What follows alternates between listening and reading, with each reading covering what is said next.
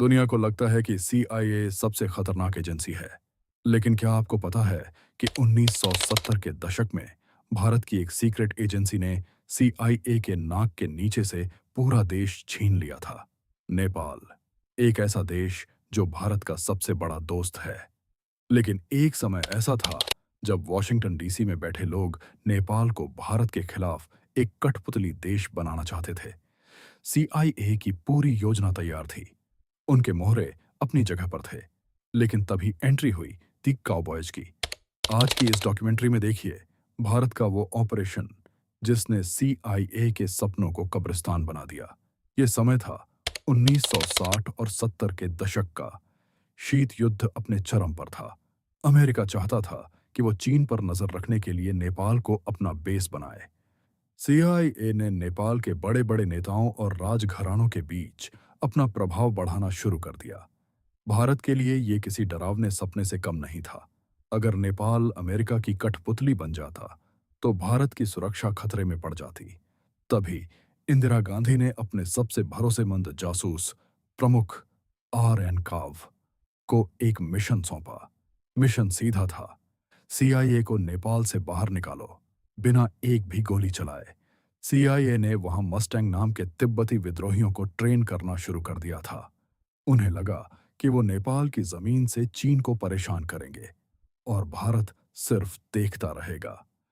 लेकिन रॉ ने एक बिल्कुल अलग खेल खेला। रॉ के एजेंटों ने नेपाल के उन नेताओं का समर्थन करना शुरू किया जो सीआईए के खिलाफ थे। उन्हें खुफिया जानकारी दी गई, उन्हें संसाधन दिए गए।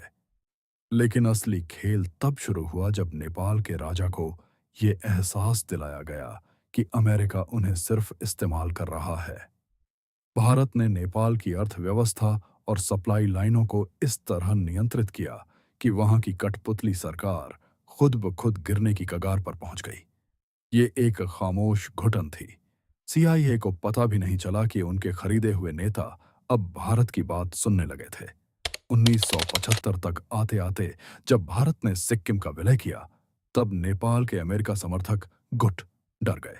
उन्हें समझ आ गया कि इस पूरे क्षेत्र का असली बड़ा भाई कौन है। वॉशिंगटन में बैठकर योजनाएं बनाना आसान है, लेकिन आर एन काव के काउबॉयज से उनके ही घर में भिड़ना, ये सीआईए की सबसे बड़ी गलती थी। भारत ने जासूसी और कूटनीति का ऐसा मिश्रण तैयार किया कि सीआईए के लगभग सारे एजेंट या तो भाग गए या फिर भारत के दोहरे एजेंट बन गए। आज भी लोग पूछते हैं कि भारत और नेपाल का रिश्ता इतना गहरा क्यों है, क्योंकि भारत ने कभी नेपाल को अपनी कठपुतली नहीं बनाया, बल्कि उसे दूसरों की कठपुतली बनने से बचाया। अगर आपको लगता है कि हमारे जासूस सिर्फ फिल्मों में काम करते हैं, तो याद रखिए, असल जिंदगी में वो उससे भी ज्यादा खतरनाक हैं। अगर आपको भारतीय खुफिया एजेंसियों पर गर्व है, तो कमेंट में जय हिंद जरूर लिखें और ऐसी ही डार्क डॉक्यूमेंट्रीज के लिए चैनल को सब्सक्राइब करें।